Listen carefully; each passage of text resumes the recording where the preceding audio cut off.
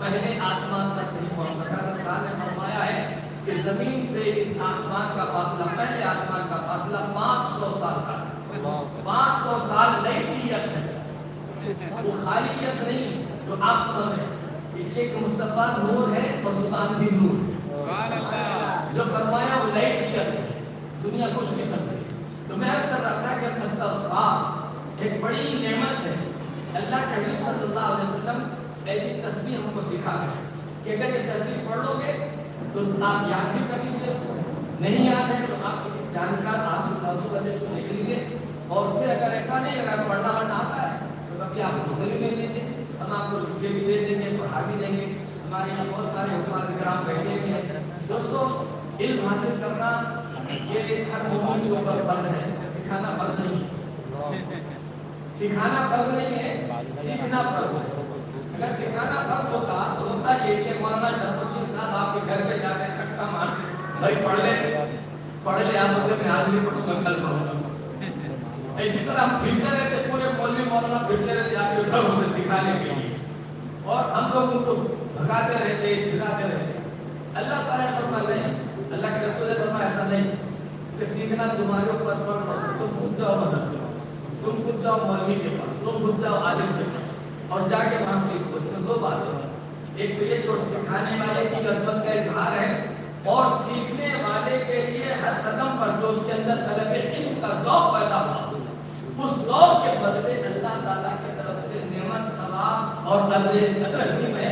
بلکہ اتنا فرمایا ہے وَمَنْ يَخْرُجْ مِنْ بَيْتِهِ مُهَاجِرًا إِلَى اللَّهِ، جو اس گھر سے نکلا اللہ کے راستے میں تو فقط وقع اجر من اللہ، تو اس کو ثواب دینا یہ اللہ تعالیٰ کے لیے لازم ہوگا.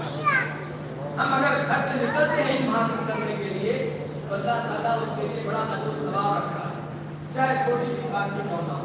ادھر علماء سے فرمایا کہ کسی بھی مسلمان کی کوئی رنجش ہے، کوئی اس کی پریشانی ہے، کوئی اس کی سمسیا ہے، دینی سمسیا ہے، دنیاوی سمسیا ہے، اگر اس کے لیے آپ نے کوئی اس کا حل بتا دیا، اپائے بتا دیا، تو اللہ تعالیٰ تم کو زمین آسمان بھر کے خیرات کرنے کا ثواب عطا فرمائے. یہ بہت بڑی چیز ہے. ہم سکھانے والوں کے لیے بھی نعمت ہے، سیکھنے والوں کے لیے بھی اجر ہے. اب کچھ لوگوں نے اس کو غلط سمجھ لیا، سکھانا فرض سمجھ لیا، اس کے مسجد پھر رہے گوریا بستر ہے، جبکہ سکھانا فرض نہیں، سیکھنا فرض ہے. اور جب سکھانے کے لیے نکلے تو ایسے لوگ نکلے ہیں جن کو خود ہی نہیں آتا.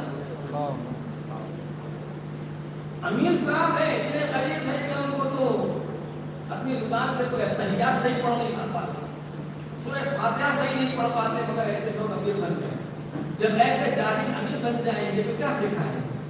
اسی لیے میرے سرکار نے فرمایا کہ آخر زمانے میں ایسا ہوگا کہ لوگ جاہلوں سے فتویٰ پوچھیں گے، جاہلوں سے علم سیکھیں گے، اور جاہل اپنی جہالت کے باوجود اس کو فتویٰ بھی دے گا، اس کو علم بھی سکھائے گا، اور خود بھی گمراہ ہوگا، اس کو بھی گمراہ کرے گا. تو اگر علم حاصل کرنا ہے کسی اچھے سنی صحیح عقیدہ سے سیکھیے، اللہ تعالیٰ صحیح علم عطا فرمائے گا اور صحیح ہدایت دے مل جائے گی. بات بڑی دور نکل گئی. میں عرض کر رہا تھا کہ ابھی مولانا آصف بیگ صاحب اللہ مفتی صاحب نے تقریر کی ہے. اس تقریر میں آپ کو بہت ساری چیزیں انہوں نے سنی. میں اسی تقریر کو تھوڑا فرق کیا آپ کو سنا. اللہ تعالیٰ نے انسان کے لیے بہت ساری چیزیں ضروری ہیں، جیسے ایک مکان آدمی کے لیے ضروری ہے، مگر مکان آدمی بہت کماتے کماتے 40 سال کے بعد گھر بناتا ہے. بہت کم لوگ ہوں گے جو 10-20 سال میں گھر بنا لیتے ہیں. 2-3 سال میں کمانے نکلا اور گھر بنا لیا، ایسا نہیں ہوا. باپ دادا کا گھر ہے وہ قبضہ کر لیا، وہ الگ بات ہے. بڑے بھائی کا خط مار کے قبضہ کر لیا، چھوٹے بھائی کو ہٹا کے قبضہ کر لیا، ماں کو گھر سے نکال کے قبضہ کر لیا. میرا گھر وہ تیرا گھر ہوتا ہی نہیں. جو قبضہ کیا ہے وہ قبضہ تو کل آج نہیں گیا، کل قیامت میں دینا ہے. بہرحال فیصلہ تو اللہ تعالیٰ کرنے والا. تو گھر ایک انسان کی ضرورت ہے، مگر بہت سارے لوگ ہیں جو بغیر ذاتی مکان کے کرائے کے گھروں میں رہ کے پوری زندگی گزارتے ہیں. ایک بزرگ تھے، انہوں نے اپنی زندگی میں کبھی گھر نہیں بنایا. لوگ پوچھنے لگے، حالانکہ جو کچھ آتا تھا ان کے پاس سب سستا کر دیتے، سب بانٹ دیتے، کچھ بھی نہیں کرتے. ان کے گھر کے لوگ کہنے لگے کہ آپ اپنے لیے